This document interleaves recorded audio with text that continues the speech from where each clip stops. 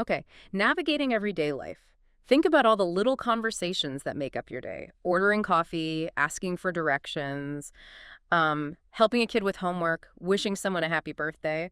They might seem simple, but strung together, they're the language that lets you move through the world, especially in a new place or even just managing a busy day in a familiar one. These interactions require specific words and, a certain flow. Yeah, exactly. We're talking about the practical, often an unspoken, rules of getting things done and connecting with people. These aren't abstract theories. They're the phrases you actually need at the post office, the bank, on public transport, dealing with something unexpected, or just talking to family and friends. And that's the heart of this deep dive. We've got our hands on a truly fascinating collection of source material here. Essentially, it's a whole stack of real-world dialogues covering a huge range of these common situations. It's like an X-ray into everyday talk. We see people making phone calls, handling errands, dealing with minor emergencies, managing household chores, and navigating social moments like parties and apologies. The dialogues give us the specific language used in these scenarios. Really practical stuff. Our mission today is to unpack these conversations. We're going to pull out the essential phrases, yes, but maybe more importantly, we'll look at the underlying patterns, the structure, the unspoken rules, the sort of communication strategies hiding in plain sight. Our goal is to give you a shortcut to understanding how these exchanges work so you can feel more prepared and, confident when you step into them yourself. Okay, let's unpack this. All right. Where should we start? Maybe with the basics. Yeah, let's start by grouping some of the most fundamental interactions. Those basic transactions and moments where you're just trying to get information or complete a simple task in a public setting. Think of places like the post office, the bank, or getting around on public transport. Yes, these are often quick, functional exchanges. Yeah. Very goal-oriented. Take making a telephone call. The sources show the core structure. You identify yourself or maybe ask, who is that speaking? Mm-hmm. Then you state your purpose by asking something like, is name in? And what if they're not? That happens all the time. Right. Then the key is offering and leaving a clear message. The person on the other end often prompts, like, sorry, he's not available right now. Can I leave a message? Okay. And if you're leaving one, you need to be specific. Exactly. When he comes back, can you have him call me at phone number? What stands out here is the emphasis on confirmation. The dialogue actually has the other person repeating the number back. Can you repeat again, please? Just to avoid mistakes. It's a simple step, but crucial for successful communication. Saves a lot of hassle later. Absolutely. That need for clarity carried over to the post office. The dialogues cover buying things like, I want to buy some postcards, confirming prices. It's $2 each, shaying and getting change. Pretty straightforward transaction language. Standard stuff. But what about sending things? Parcels, letters? Yeah, it gets more detailed then. You need to know where to go, like asking which window should I go to. You might need to specify the service parcel post registered is one example given. Okay. And if it's a package, you'll probably have to declare the contents. There are 3 books or whatever. You might ask about insurance too. And the source reminds us of a common pitfall. Forgetting the return address. Someone actually says, you forgot to put the return address on the package. Easy mistake to make. Yeah, I've probably done that. And asking about opening hours, too, that's in there. Yep. Simple things like our office hours from 9 a.m. to 5 p.m. Basic operational details. Okay. So moving over to the bank. The transactions are maybe a bit more involved, but the principle seems similar. Request a service, follow a procedure. That's right. Whether you're withdrawing money, I'd like to withdraw some money from this account, or cashing a check, I'd like you to cash this check for $100, please. And there are forms involved, usually. Yes. The sources mention filling those out, name, account number, amount. They even capture that little hiccup of entering a wrong password and having to ask to try again. It's quite realistic. Happens to the best of us. It does. And once it's all approved, it's signing the receipt and getting the cash. The dialogue even shows specifying denominations, like 10T will be fine, which I assume means $10 bills or similar. Ah, right. And what if you don't have an account? Can you open one? Yep, that's covered too. The dialogue shows someone saying, I'd like to open an account right now, then specifying the type, like a checking account, and providing identification. It's a clear sequence. Request, verification, action. Makes sense. Okay, so we've covered calls, post, bank. What about getting around? Public transport. Crucial in any city. Taking the bus requires asking key questions about routes. Things like, does this bus go to, followed by your destination? And transfers are often the tricky part. They are. The dialogues show how to handle that. You'll have to get off at and take number 39, or asking directly, do I need to transfer again? Hmm. Asking the fare is basic too. How much is the fare to that stop? Mm-hmm. You might also need to know the number of stops, I guess. Definitely. And asking about the bus frequency, like, do you know how often number 9 runs? Or Mm. finding out where to get a schedule. The language here is all about efficient information gathering to, well, physically navigate. Okay, bus is covered. What about the subway? Similar principles. Similar, but with its own specifics, mainly around tickets and lines. You ask for tickets to your destination station, confirm the cost, maybe use tokens, depending on the system. Right, and ticket machines. Sometimes those are confusing. Yeah, the sources detail using those auto machines, inserting coins, selecting the right buttons. They even cover what to do if you need change for the machine, like going to a service center. Practical tip. And navigating the lines themselves. Which subway should we take? Take the line 5 and transfer to line 1. Asking the total number of stops helps you track your journey. And someone suggests keeping the map in case of getting lost. Good advice. So this whole first section, it really highlights how essential, clear, specific questions are when you need practical information, doesn't it? Absolutely. You're not just asking a question, you're asking the right question about the route, the fare, the procedure, the window, the correct line. The dialogues give you the template for those precise inquiries. It's the difference between feeling completely lost and actually knowing exactly what you need to do or ask next. It builds confidence. Spot on. It demystifies these everyday tasks. Okay, so moving beyond those really basic errands, let's look at the language involved in using maybe more specific services or handling slightly more detailed tasks, often involving, say, our vehicles or personal care. Right. Like taxi service. Mhm. It starts simply enough flagging one down or getting in and stating your destination. Taxi, get on please, followed by, where do you want to go please? Mm-hmm. You can add urgency if needed. Please hurry, I'm late. And fares can sometimes feel a bit opaque. How are they calculated? The sources actually explain that. They mention kilometer rates, often a base rate for the first few kilometers, and then a cost per extra kilometer. It clarifies the how exactly do you figure out the fare question. That's useful. And paying. A quick exchange. How much do I owe you? And the dialogue shows the common practice of letting the driver keep the change. And booking ahead, say, for an airport run. That's covered too. I want to book a taxi, specifying the time, maybe connecting it to an event like a flight. My flight is at 10:00 in the morning, so I think the taxi should pick me up at 7:03. You give the address, naturally, and might need to ask about extra charges, for instance, for suitcases. It's all about communicating those specific needs and timing accurately. Makes sense. Now, owning or renting a car brings its own set of service interactions. What about in the car rental shop? Okay, here you're typically asking about rates. How much is it to rent an economy car? $19 a day or $129 a week, or for a station wagon, etc. You'd probably ask about mileage limits too. Is the mileage limited? And availability, presumably. Could I have one for tomorrow morning? Exactly. Then comes the paperwork. You have to provide documentation, driver's license, maybe an international one if you're abroad. Can I see your license, please? You fill out forms. Payment methods are discussed, like using a credit card or paying cash. It's quite a procedural conversation with specific requirements. Right. Now, even something as seemingly simple as filling the gas has its own little script, doesn't it? It does. You specify the type of fuel, fill it up with regular, please, or premium. Then the attendant might offer additional services. Yes, the upsell. Pretty much. Should I take a look at your battery? Or do you want your windshield cleaned? The dialogues show you can just decline if you're in a hurry. No thanks, I'm in a hurry. Then the simple question, how much is it? Okay. And parking fees. That can sometimes lead to confusion or even arguments. Yeah, the source dialogues touch on that. It starts with handing over your parking card. Yeah. You're told how long you parked and the hourly rate. You calculate the cost, so I should pay 10 yuan, right?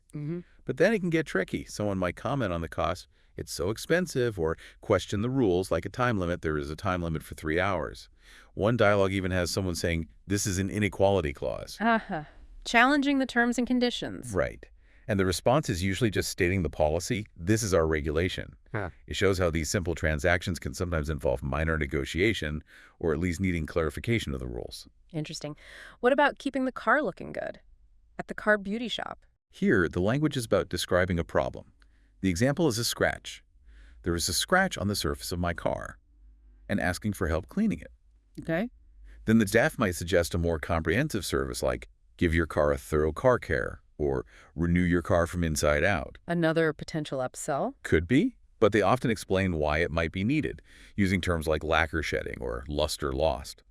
It becomes a conversation where the service provider uses specific jargon to justify a recommendation.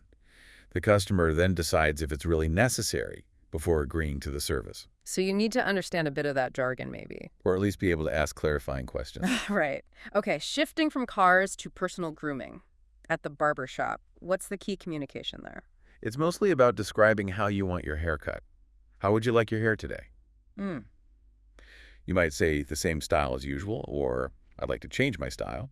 They might offer suggestions or show you samples from a book. And giving specific instructions seems important. Absolutely. Things like short on both sides, not so much off at the back, or trim your beard, or cut shorter on the temples. Very precise. You might also request other services like a manicure or a facial massage. And crucially, asking about the cost up front. How much will these two cost? Good point. Always ask first. And the dialogue usually ends with the barber checking your satisfaction. Now, have a look, please. Is it all right? Clear description of the desired outcome is paramount here. Makes sense. And finally, for this section, in the gym, what kind of conversations happen there, according to the sources? They seem to revolve around fitness goals and routines. Asking about exercise habits. Do you often take exercise recently? And frequency, twice a week. Describing the different equipment available like running machine, dumbbell, dynamic bicycle. And giving advice. Yes. Suggesting activities based on preferences or goals. Someone might say, I want to do some light sports, and the suggestion could be yoga, bodybuilding exercise, and dancing are good choices. The sources even touch on the challenge of consistency. Someone says, I don't think I can hold this on consistently, and the advice given is, you need to make yourself a plan. Practical advice. Yeah, and advice for specific goals too, like using certain apparatus for bodybuilding or eating food with carbohydrates.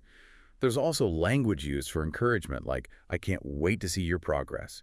It's all about sharing advice and encouragement related to health and fitness goals. So this whole group of scenarios, it really demonstrates how language adapts to specific service contexts, doesn't it? It really does. Whether you're describing a scratch on a car, a desired haircut, or your fitness goals, you're using tailored vocabulary and specific conversational patterns to achieve a clear outcome with a service provider. It highlights the importance of that context-specific language, even within interactions that seem pretty routine on the surface.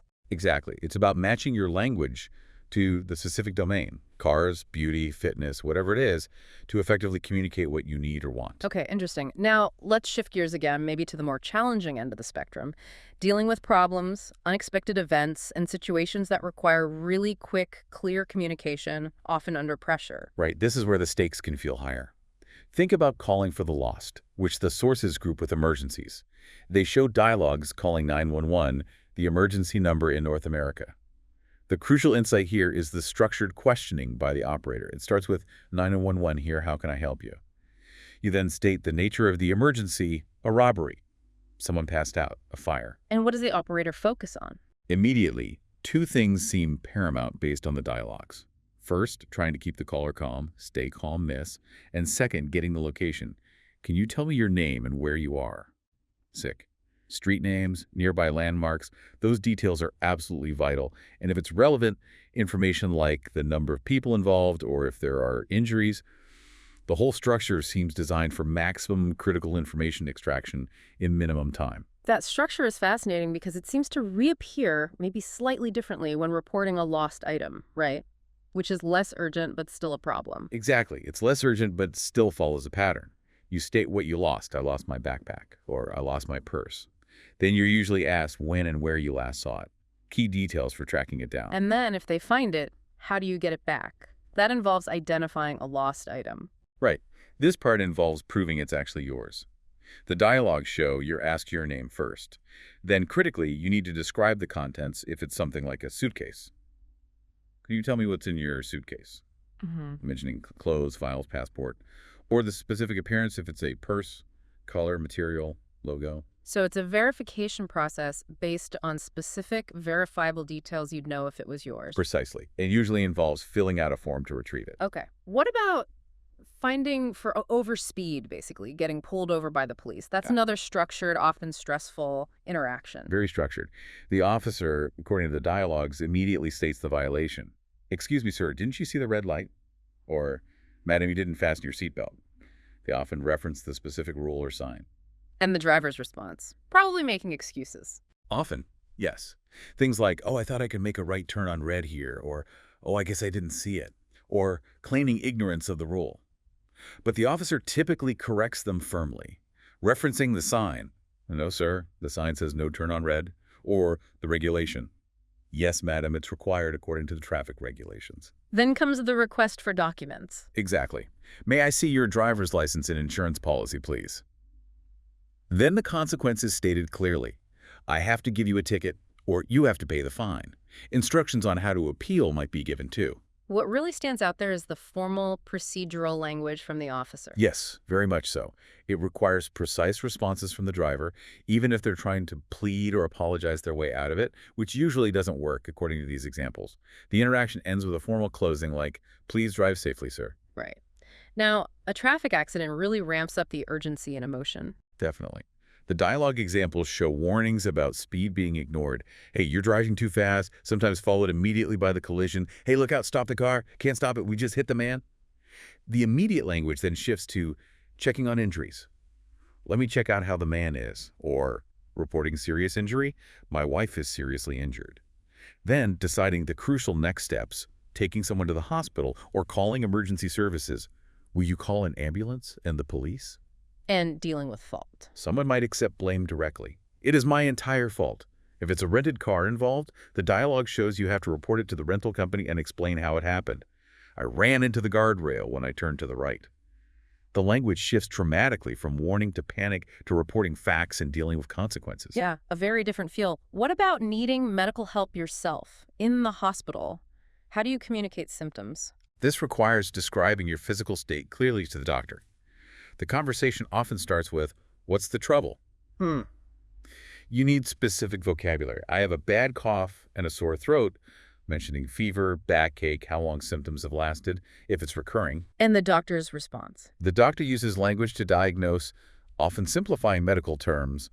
You are just having a bad cold, or it's not a big deal, and gives clear instructions. Go home to bed and take one of these pills, or drink more water and get a good rest. They might specify dosage like, take 1 pill at a time and 3 times a day. So it's a shift to medical language, even if simplified for the patient. And the patient needs to provide accurate info. Accuracy is key for diagnosis, definitely. Okay. And one more related to vehicles repairing cars. What's the communication like there? It involves checking on the status, calling the garage. I'm calling you about my car. Has it been mended yet? Or going in to describe a problem clearly. The brake of my car doesn't work very well. And the mechanic? They'll ask clarifying questions, diagnose the issue. The example given is, I see the pedal's problem, and explain the proposed solution, like I'll lubricate it. It's essentially a diagnostic conversation requiring a clear description of the problem from you and understanding the fix they propose. It ends with expressing satisfaction. Wow, thank you so much. You're terrific. So this whole group of problem-solving scenarios, it really shows how crucial clarity, accuracy, and sometimes sheer speed are in communication, doesn't it? Absolutely. Whether it's providing your location in an emergency, describing the contents of a lost bag, explaining your symptoms accurately, or detailing a car problem, your ability to articulate the situation directly impacts the outcome. It's a powerful reminder that effective communication isn't just about being social. It's absolutely essential for problem-solving, safety, and getting the help you need. Indeed. And you really see the shifts in formality and urgency depending on the stakes of the particular interaction, much more so than in the routine errands. Okay, very clear. Now, let's move from the public sphere and those problem-solving moments to the more personal, maybe more ongoing conversations that happen within the home and the family unit. Right. These dialogues reflect different roles, relationships, and the dynamics within a household. Take leaving and returning, which the sources show often revolves around work schedules. Conversations might start casually like, hey, Bill, long time no see, but can delve into the stresses of work describing being busy. I'm recently very busy, also very tired. Or having demanding work. Is this work bone-breaking?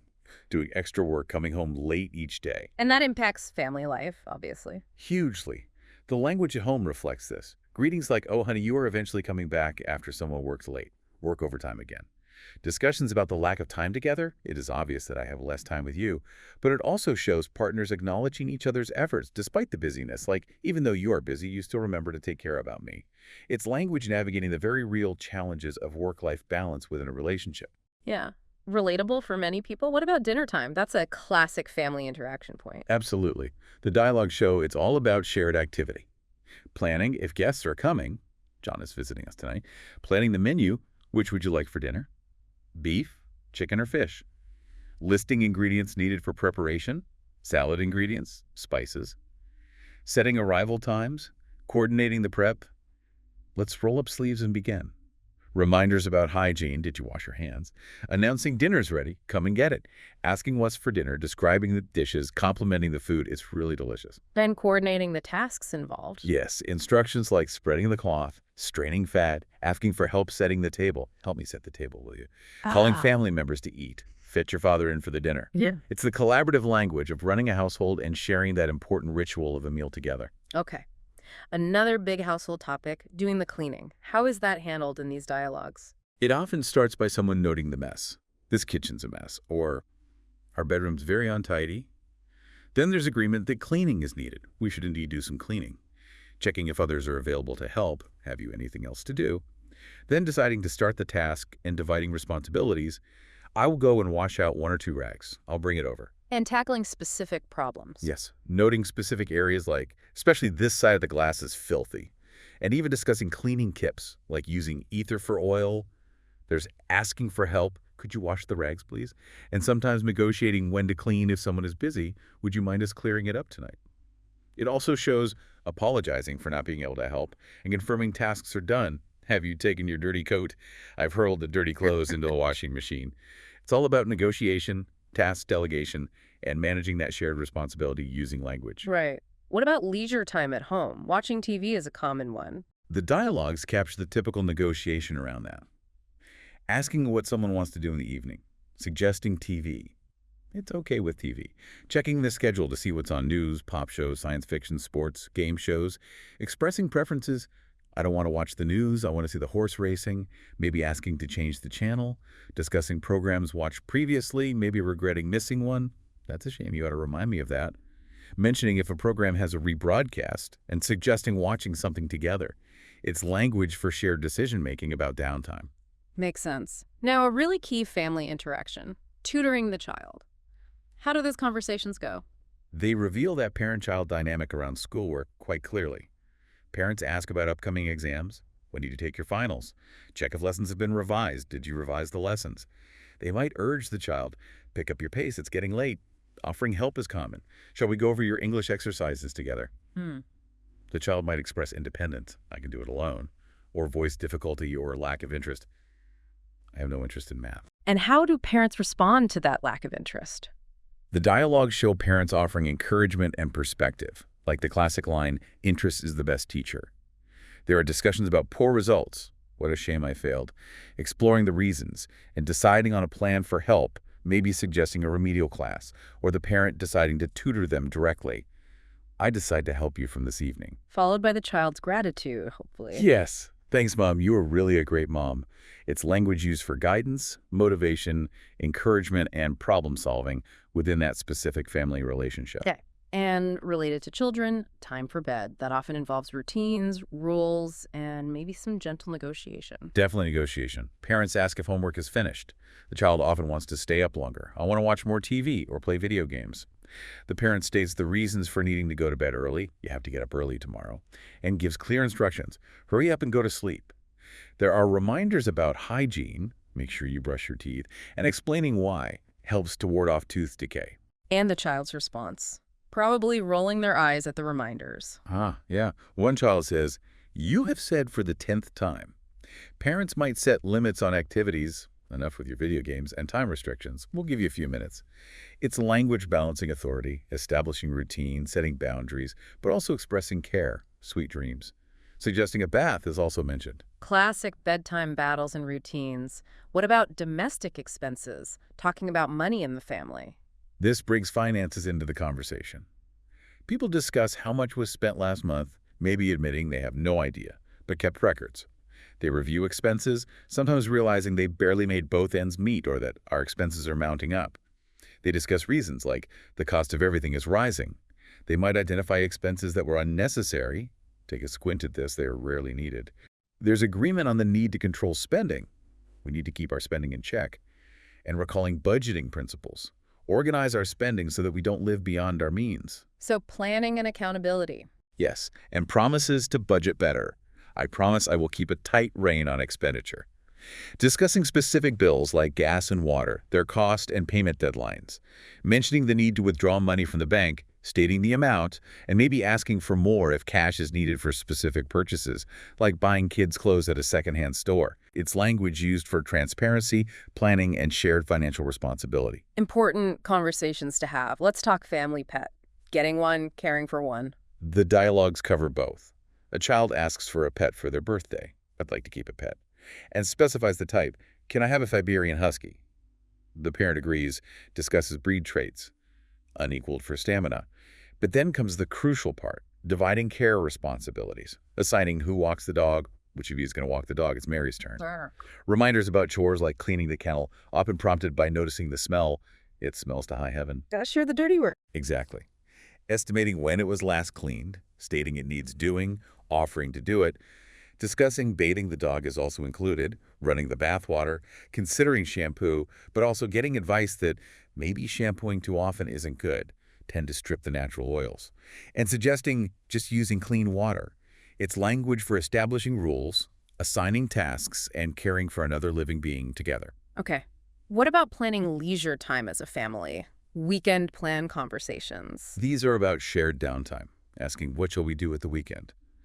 Someone might have no idea. Suggesting activities comes next, skiing, cinema, shopping, sharing experiences or recommendations from others about places, strongly recommended, expressing interest in an activity, but sometimes having another commitment. But I'd like to stay at home and keep my grandmother company. Trying to include others. Maybe she likes to go with us together, leading to the idea of a family trip. Sometimes plans get scuppered by work. I have to work overtime this weekend. And suggesting date activities, too. Yes, if planning for a couple. Suggesting cinema or shopping, discussing past activities, confirming interests. Girls in general like to shop. Agreeing to a plan, and asking for recommendations for specific places, like certain streets for shopping. It's the language of negotiation and coordination for shared activities and outings. Right. And when people come to your home, receiving guests, what's the essential language there? It involves a specific set of welcoming phrases and actions, responding to the doorbell, identifying who it is, granting entry, sure, come right in, receiving compliments on the home, wow, beautiful home you have here, and responding graciously, thank you, how nice of you, inviting guests further inside, offering to take their coat, maybe suggesting where to leave bags or shoes, inviting them to sit down, please have your seat, offering drinks, shall I get a drink for you, tea, water, and snacks. There are some fruits and nuts on the table. Making them feel comfortable. Exactly. Using phrases like, fine, enjoy yourself, and crucially, feel free to make yourself at home. Greeting later arrivals, letting them know who else is there or on their way, suggesting where to sit, maybe offering a distraction like TV while waiting. It's language designed purely to create a welcoming, comfortable atmosphere for visitors. Hospitality in action. What about changing the home itself? Decorating the room? This covers home improvement discussions. Confirming a property purchase, well, had you bought a place on the lake? Stating that it's being decorated, we're having it decorated at the moment. Mentioning hiring professionals, we've hired a professional, and maybe giving them freedom, give them free hand. Discussing the condition of the house, is your house the fine repair? And outlining plans for specific rooms, furbished with luxurious carpets. Commenting on the cost, you certainly seem to have cost a lot. Discussing the need to redecorate another room, Bill, the bedroom needs doing over. And necessary prep work, scrape off all the loose flakes of paint. DIY versus hiring someone. That comes up too. Discussing employing an interior decorator versus letting a skilled friend do it. He's a dab hand at decorating. Checking the friend's availability. He's got a very busy timetable. And potentially waiting. Considering structural changes. I'd like to push out A-wings. Deciding which room to do next. Shall we redecorate the parlor? And suggesting a style. Maybe we can decorate a style, concise and lively. It's language for planning, decision-making, and managing those home projects. Lots involved there. And finally, for this family section, settling down in a new place, that's a big event. Huge. It's about the process and celebration of moving. Stating the day, suggesting a celebration, like to have a celebration of the occupancy of a new home, expressing excitement, we're all steamed up to move, asking about others who have moved recently and planning a joint celebration, excellent, we're going to celebrate it together. Deciding how to celebrate is part of it. One suggestion is maybe we could celebrate by getting loaded on champagne, taking responsibility for arrangements, I'll take care of his family, inviting someone over to see the new house, come in and have a look. And receiving congratulations. Yes, congratulations on your move. Discussing the layout, receiving compliments. Your new house is certainly out of the ordinary. Describing the features, huge garden, quiet area. Others might express envy, I'm jealous of you, or discuss affordability, my boyfriend can't afford a new house. Offering encouragement, you will have your own in the future. And extending an open invitation to visit. Do come to our house whenever it's convenient. Mentioning the benefits of the new place, the garden will help to take you out of yourself. And finally, offering those traditional well wishes for fortune and good health in the new home. It's language reflecting transition, shared joy, community, and hope for the future. Wow.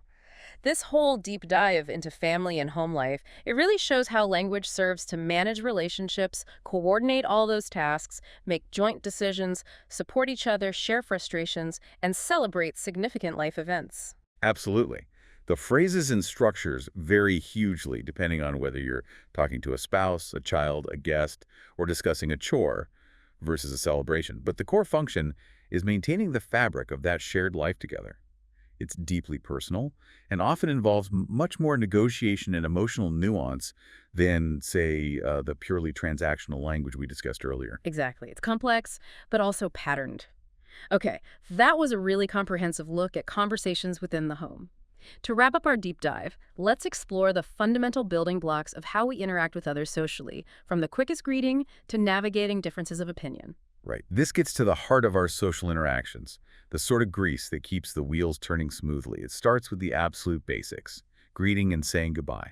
Simple things like, hi, hello, good morning, asking, how are you going? Or just, how are you? The response is shown very, not good, just so, or the standard, I'm fine. And the dialogues show following up if someone seems down. Yes, asking what is the matter with you, or noting you look a little off color today.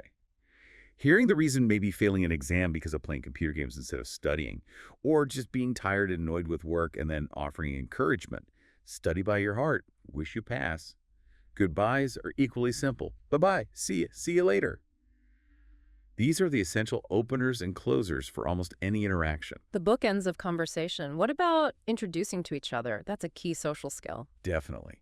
You need to initiate it clearly. Phrases like, I don't think you have met my friend name yet, or more directly, let me introduce you to each other. You state the names clearly, name, this is other name, and vice versa. The standard polite response is, of course, hi, I am name, nice to meet you.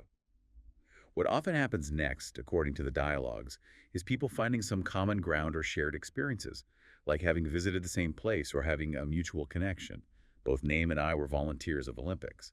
It helps build a brief connection before the conversation moves on or ends. It's a structured mini interaction for expanding social circles. Makes sense.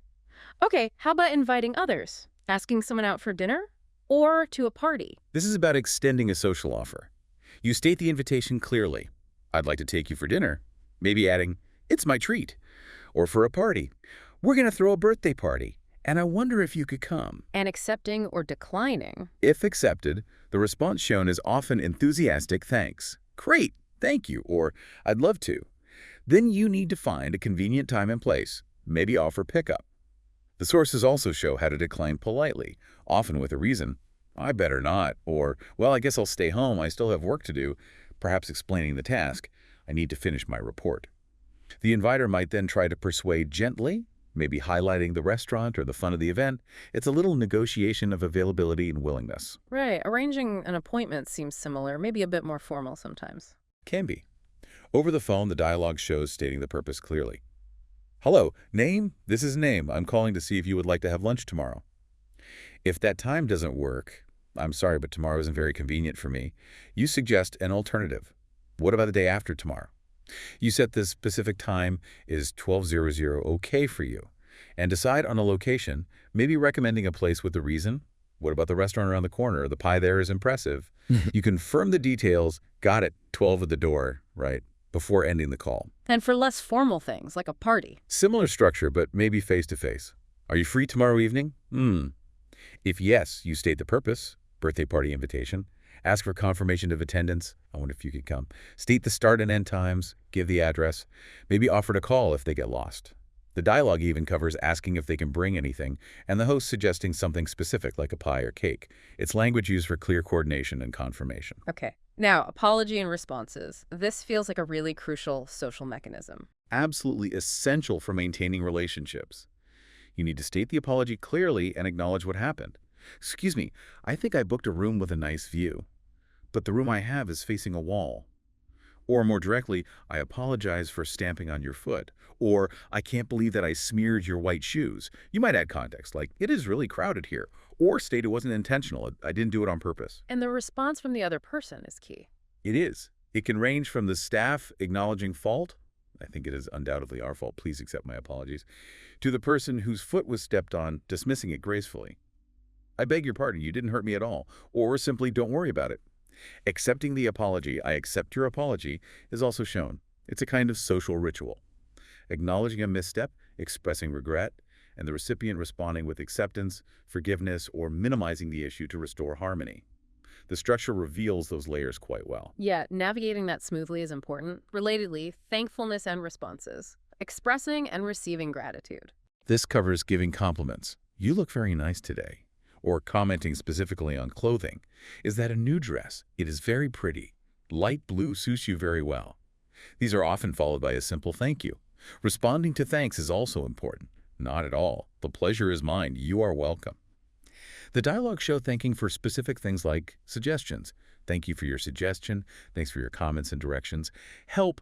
Thank you for your help. Or invitations. Thanks for inviting me. It's the language that, as you said, oils the wheels of social interaction, acknowledging positive actions and reinforcing those social bonds. Absolutely. Yeah. What about congratulating others, celebrating good news? This is about acknowledging achievement or happy life events. A promotion. John told me you were promoted.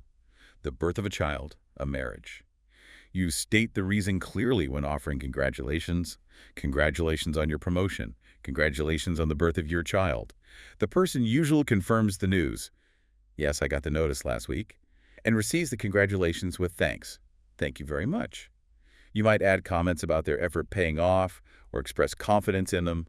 I knew you would come out successfully someday. And their response. Often thanks, maybe some modesty. Oh, you flatter me. Then the conversation might move to details the new responsibilities of the job, learning the ropes, or details about the new baby, gender, name. They named him Robert. I named my baby Small Potato. Or wedding plans, asking someone to be a bridesmaid. It's language used to share joy and acknowledge success within your social network. Lovely. And holiday wishes. Exchanging greetings during festive times. This involves the standard greetings, of course. Merry Christmas, Happy Spring Festival. Reciprocating the greeting is automatic. Extending wishes to family members is common. Please convey my best wishes to your parents, and receiving the same back. Asking about holiday plans, are you doing anything special? And sharing your own. I'm going to a party. We spend the holiday with family traditionally. We're going to make some dumplings. This often leads to inviting someone to join. Want to come? Would you like to come? And accepting those invitations. Yes, with thanks. Great, I'd like to come. Thank you for inviting me. Discussions might include cultural traditions, like the suggestion to dress in red for Spring Festival because it's a propitious color in China, or explaining how you celebrate differently when away from home. It's language used to maintain connections and share in those collective festive moments. Okay. Now, sometimes we need things from others. Asking for help. How do we do that politely? It starts with a polite opening. Excuse me, I have a favor to ask you, or may I ask you a favor? The other person usually indicates willingness to listen. Sure, what is it? Tell me what you need. Then you state your request clearly, maybe asking for a recommendation. I'm wondering if there's any good restaurant around. Or asking to borrow something. May I borrow your car tomorrow? And if they can help. They provide the information. The dialogues show giving detailed directions. Go down a corner, turn right, second or third house on your right, or making a recommendation. The seafood noodle there is amazing. Yeah. They might add reassurance like, it is easy to find, you can't miss it. But what if they can't help? Then they need to decline politely, usually giving a reason. Sorry, I can't, my car's broken and under repair. They often apologize for not being able to help. Sorry that I can't help. You then accept the refusal gracefully. It's okay, I will ask others. The person who couldn't help might suggest someone else to ask. You could take a chance with John. He has a car too. Thanking the person for their time, even if they couldn't fulfill their request, is key. It's language navigating need, capability, and social grace carefully. Very important skill. How about agreement and disagreement? Sharing views or responding to suggestions? This covers how we align or differ on ideas or plans. Someone suggests an activity. Why don't we go to the cinema? The response might be agreement. That's a good idea. But stating a constraint. But I have something important to do right now. Maybe expressing disappointment. Oh, what a pity. Or you might disagree with the suggestion, preferably with a reason. For a gift idea. Maybe not. He doesn't drink. Strong agreement has its own phrases too, like, you are right, or even, I can't agree with you anymore, meaning you agree completely. So it's about proposing, responding, justifying your position, and trying to find common ground or maybe an alternative plan if you disagree. Exactly. Suggesting gift ideas, discussing their suitability, liking a suggestion, sounds awesome, and then agreeing on a plan of action. Let's go to the DVD store now. Okay, and finally, suggestions and opinions. Asking for them, giving them. This involves asking for advice or recommendations like, what do you suggest I should see in New York? Then giving suggestions. Well, how about the Museum of Modern Art? The dialogue shows someone rejecting that suggestion with a reason. No, I don't like museums, they are boring. And the first person offering an alternative, why don't you go to see the Empire State Building? Finding something that works for the other person. Right. The sources also show noticing someone seems unhappy. You are not looking happy, and asking what's wrong. The person might initially dismiss it, oh, nothing special, but then explain they feel tired or stuck in a rut. We always do the same thing. There's no variety in our lives. The response is offering a suggestion or opinion for their state. A good suggestion for you, you need a holiday. The person might then agree, perhaps tentatively, certainly perhaps. It's language used for advising, sharing perspectives, and maybe gently influencing decisions or offering support. This final group really lays out the core social functions of language, doesn't it? From the simple handshake of a greeting to the more delicate dance of apologies, disagreements, and giving advice. It really does. These dialogues show how we use specific phrases and conversational structures to initiate, maintain, navigate, and sometimes conclude our relationships and interactions with others. They are, in many ways, the foundation of our social lives. What a journey. Seriously, we've navigated everything from asking for bus fare to settling into a new home, from reporting an emergency call to making a new friend introduction. It's covered so much ground. It really highlights the incredible range of conversations that make up our daily lives. And what's striking is that while the settings and the specific topics change drastically, certain communication strategies and patterns keep reappearing, don't they? Yes, absolutely. Like the power of just asking clear questions when you need specific information, whether it's a price, a direction, a bank procedure, or critical details during an emergency call, clarity is key. And recognizing those shifts in formality, we talked about the very precise, almost scripted language of a traffic stop versus the casual, overlapping banter you might hear at a birthday party. You adapt your style. We also saw how handling problems, whether it's a lost item, a car accident, or a medical issue, really relies on stating the issue clearly and providing the necessary details, often while trying to manage your own emotions or stress. And threaded through almost all of it was the constant presence of those social graces, saying please and thank you, offering apologies, giving compliments, expressing congratulations. These aren't just, polite fluff. They're functional tools for making interactions run smoothly and maintaining relationships. So what these dialogues really seem to reveal is that everyday communication isn't just random words thrown together. It has structure, it has patterns, and it uses key phrases that serve very specific purposes in the interaction. Exactly. And by recognizing these templates, these common ways of structuring a request or an apology or a direction, you're not just learning isolated sentences, you're gaining insight into the actual architecture of human interaction. Right. So this deep dive, it isn't about trying to memorize every single line we discussed. It's more about seeing the underlying mechanics, spotting the patterns. By seeing how these conversations typically flow, how information is requested and given, how disagreements are managed, how social relationships are built and maintained through language. By seeing that, you're much better equipped to step into these situations yourself and adapt, even if you don't know the exact perfect phrase. So we've taken a pretty deep dive into the practical language of everyday interactions, drawing all these insights from that source material full of real-world dialogues covering city life, home life, and social communication. And hopefully this deep dive acts as a kind of shortcut for you, the listener. A way to understand how conversations tend to work in these common scenarios, helping you feel more confident and maybe less overwhelmed by new situations or even just navigating a busy day. You have the tools now, or at least a better understanding of the toolbox, to approach these kinds of conversations with more confidence. So what does this all really mean? What's the big takeaway? Perhaps it's that fluency in everyday life isn't just about having a huge vocabulary.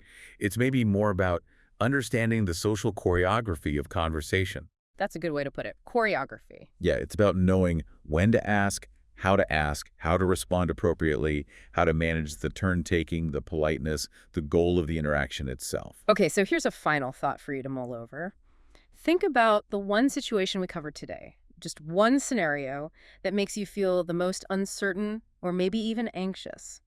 Is it asking for help from a stranger, handling a traffic stop, describing a medical symptom, making small talk at a party? And then ask yourself, how might focusing on just one key phrase from the dialogues we discussed, or simply understanding the basic structure, the choreography of that specific type of interaction, make stepping into it next time feel not just possible, but actually manageable?